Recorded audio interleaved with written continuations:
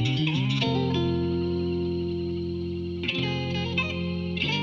everyone, this is Dr. Linton here. In this video, I want to introduce you to 3 important types of epistemic practices. These are the ways we come to know and understand and improve our teaching. They're not just academic terms. They're powerful tools that shape how we show up in classrooms and how we grow as professionals and how we support the full humanity of our students. Um, we're going to get started with the epistemic practices for learning teaching. These are the practices you're engaging in right now as a developing educator in this class. These are focused inquiry, directed observation, structured dialogue. And so I'm going to get into a little in depth with that first. What I'm hoping will happen is that you will move away from thinking that certain practices in teaching are things you have to memorize, and more into maybe a more interpretive and translative practice with teaching, especially now that you're out in field work. This week specifically, you're going to be engaging in directed observation, focused inquiry, and direct and structured dialogue. Right now, this video is a part of a focused inquiry experience where you get a little more information about the skill sets, and hopefully it'll get you thinking and asking questions about what practices you want to observe in the field. So let's get started. You engage in focused inquiry when you ask questions like, why did that lesson work? Or how do I know students are understanding this concept? You also engage these questions by using your literature, your text, your other forms of research, and you triangulate to make predictions about what to expect in the classroom, what to plan for, what has been recorded in our canon and in our discipline. You practice directed observation when you watch a mentor teacher and look for specific things: how they check for understanding, how they group students, or how they adjust mid-lesson. For this class specifically, you're going to be looking for linguistic repertoires, how teachers and students use language in the classroom, how culture is represented, and how academic development is supported and extended in the classroom. And you practice in guided practice when you try out parts of teaching yourself. Maybe leading a warm-up, trying a discussion strategy, or giving feedback, and then reflecting on it with a mentor or a peer.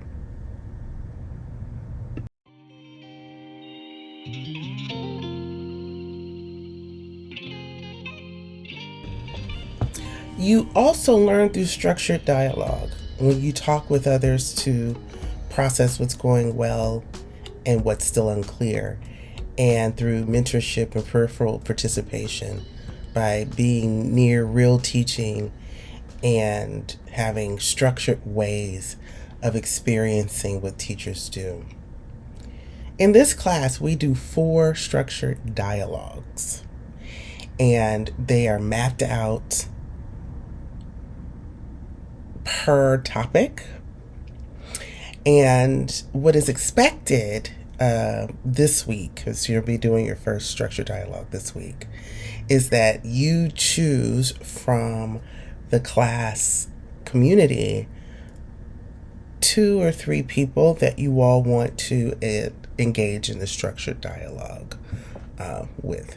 You will stay in these groups throughout the rest of the course so that you could see the progress over time of your understanding. And the reason why I'm not going to switch up groups in this course is because I want you all to get a deep understanding of each other's experiences. So when you come together to co-construct solutions to the challenges that you all may face or the unclear aspects of learning about beginning teaching come up, that you all know are very familiar with each other's context. Context is a situated phenomenon, and the deeper the understanding of the context, the more sophisticated the solutions to the problems that you have. If you're not familiar, I'm actually purposefully trying to engage you all in what we would call a professional learning community. So you all will be in many professional learning communities that are self-selected. I will not be selecting them for you. And a professional learning community grows and co-constructs knowledge over time. And those teachers get really effective at co-constructing those solutions for specific demographics of students, the students that they serve. And that's super important if we want successes in our classrooms, in our schools.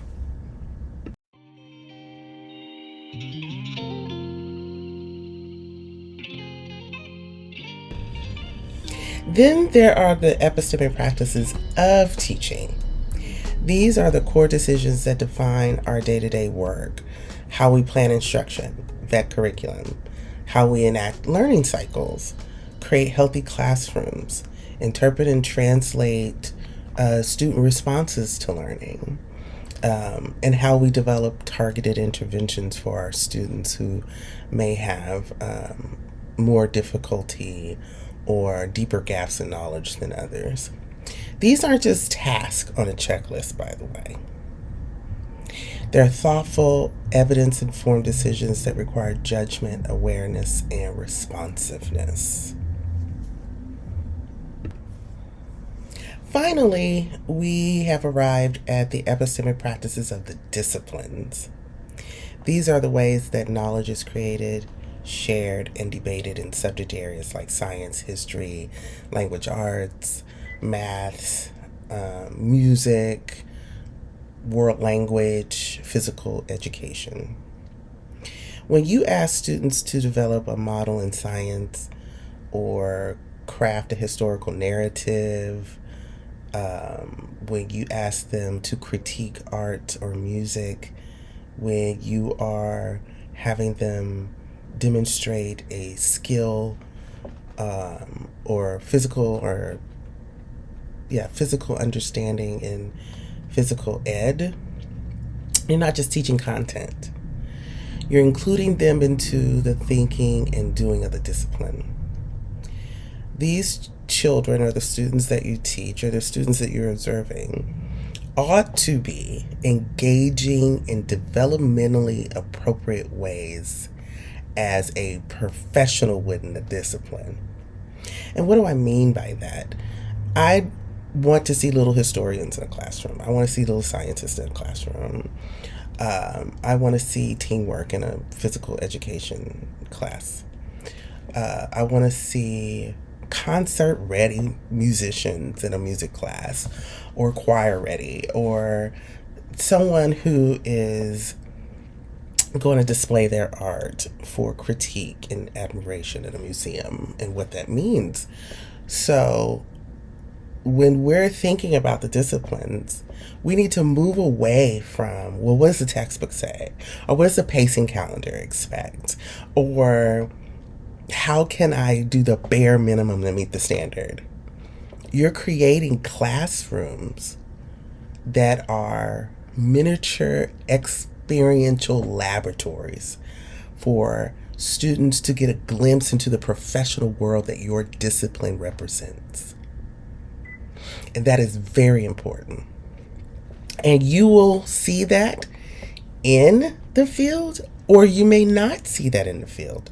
You may walk into a English class and you may not see journalists or reporters or fiction writers there. You may see students who are completing tasks. You may walk into a science classroom and not see someone investigating a problem, right? Or trying to come up with an engineering design solution or constructing an argument based on evidence. You may see a bunch of kids doing tasks or doing um, science adjacent stuff. They may be using the equipment, but in very minimal, non challenging, non professionally adjacent ways. And we have to move from that if we're going to get disciplinary literacy. And we're going to have to move from trying to streamline kids linguistically or culturally, socially, and academically in order to get the curriculum done. No, we have to construct people who can navigate the 21st century with 21st century skills. So this is so important. So important. Now, why does all this matter? Because when teachers develop the habits of mind that result from epistemic practices, it transforms their professional decision making. It allows you to teach with integrity and intentionality, especially when serving culturally and linguistically diverse students. You start making decisions that are responsive and not reactive. You begin planning with students' full identities in mind, not just the test scores or the labels. You you assess learning in ways that honor where students are coming from and where they want to go. This is so important. Where they want to go. Not predetermined spaces that we've determined, but where students and their parents want them to go. You vet curriculum to include voices that have been erased, and you scaffold tasks to build towards real understanding, not just completion and not just competition. We need to engage in cooperation, collaboration, collegiality. There's a whole lot more C's that we need to develop in our students and in ourselves as teaching professionals.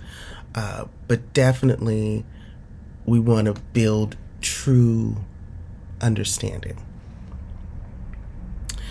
But I think most importantly, these practices give you a process for growth.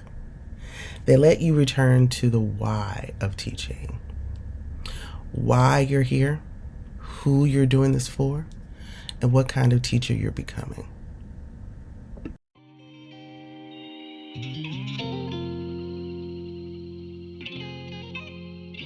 So as you move through this module, I want you to see your own field work, your structured dialogue, reflections, and even your uncertainties as part of your epistemic development, or as I tend to talk about it, your epistemic agency.